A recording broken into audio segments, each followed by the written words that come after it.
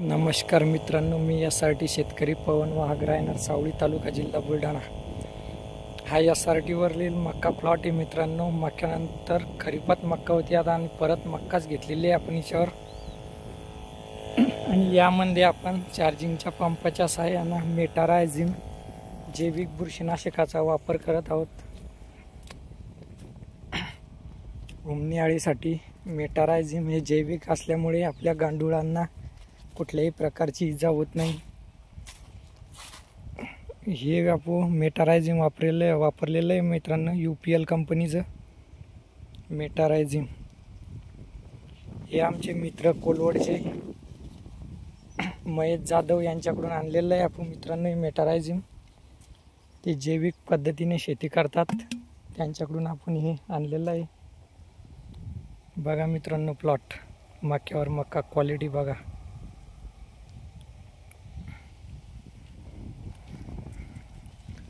मक्यावर मक्का आहे मित्रांनो, तरी सुद्धा क्वालिटी एक नंबर आहे मक्याची।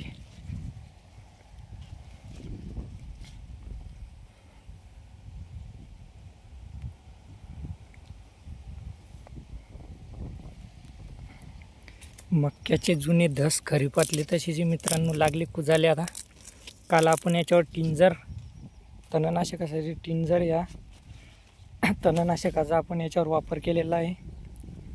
बघा क्वालिटी।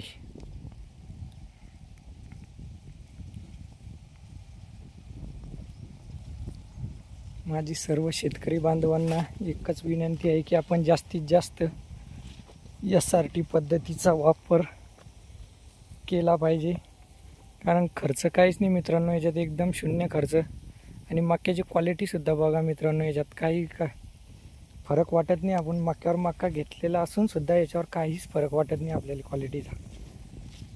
म्हणून म्हणतो मित्रांनो, SRTने शेती करणं काळाची गरज आहे मित्रांनो।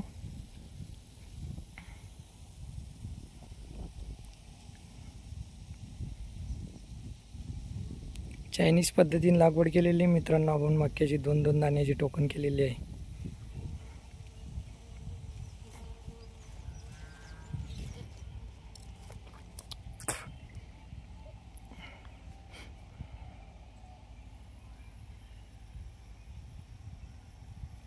गवत बी आता 2-4 दिवसात पूर्णतः कुजून जाईल, सुकायला लागलं ते। आता कालच फवारणी केलेली आहे याच्यावर।